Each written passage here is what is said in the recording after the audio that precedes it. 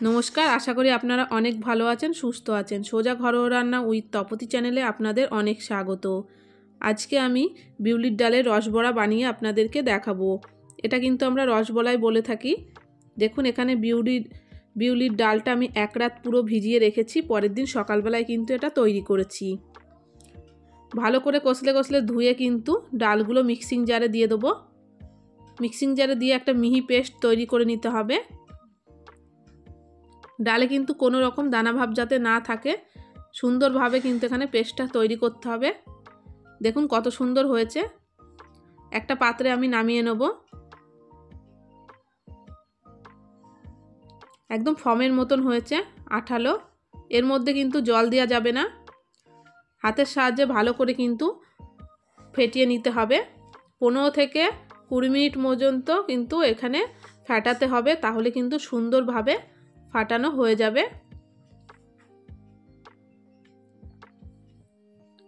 যখন দেখবেন এটা অনেকটাই ক্রিমি ভাব হয়ে এসেছে, তখন কিন্তু এটা সম্পূর্ণভাবে ফাটানো হয়ে গেছে। একটা পাত্রে আমি এখানে কিছুটা জল নিয়ে নেব। দেখুন জলের মধ্যে ব্যাটারটা দেব, কত সুন্দর ভেসে উঠবে। এটা কিন্তু ভেসে উঠলেই বুঝে নেবেন যে এটা ফাটানো ভালো হয়ে গেছে। কড়াইয়ে রিফাইন তেল গরম করে নিয়েছি। অল্প অল্প করে বিউলির ডালের ব্যাটারটা আমি দিয়ে দেবো, ছোট ছোট করে। আপনারা কিন্তু বড় করেও দিতে পারেন। আমি এখানে ছোট ছোট করে ভেজে নেব, তাহলে কিন্তু ভেতরটা কাঁচা থাকবে না। প্রত্যেকটা কিন্তু একই মাপের এখানে দিয়ে দিয়েছি আমি। এপিট ওপিট দুপিট ভালো করে নাড়াচাড়া করে কিন্তু ভেজে নিতে হবে। আর আমার চ্যানেলের রেসিপি যদি আপনাদের পছন্দ হয়ে থাকে লাইক করবেন, নতুন বন্ধু হয়ে থাকলে চ্যানেলটিকে সাবস্ক্রাইব করে আমার পাশে থাকবেন। দেখুন কত সুন্দর ফুলে উঠেছে। এটা কিন্তু অতিরিক্ত লাল করলে হবে না, যখন হালকা লাল হয়ে উঠবে তখন কিন্তু এটা তুলে ফেলতে হবে। হয়ে গেছে ভাজা, আমি তুলে নিলাম। বাদবাকিগুলো একইভাবে কিন্তু এখানে তৈরি করে নেব। আর শীতকালে কিন্তু এই রসবড়াটা আপনারা বাড়িতে তৈরি করে খেতে পারেন, খেতে কিন্তু অসাধারণ লাগে।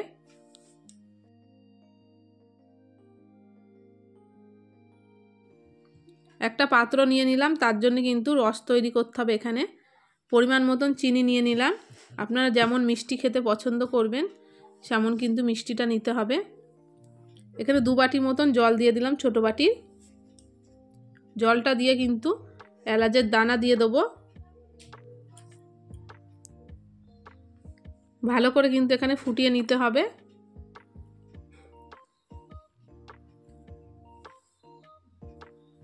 রসটা কিন্তু 10 মিনিট ধরে ফোটাতে হবে, যাতে একটু চিটচিটে ভাব হয়ে যায়। তখন কিন্তু এখানে বড়াগুলো দিতে হবে। দেখুন কত সুন্দর ফুটে উঠেছে। এখানে কিন্তু তৈরি হয়ে গেছে। আমি একটু নাড়াচাড়া করে নেব। আর এলাচের দানাগুলো দিলে কিন্তু রসবড়াটা যখন আমি ভেজাবো তারপরে কিন্তু খেলে দারুণ সুন্দর একটা সেন্ট বেরোয়, খেতে ভালো লাগে।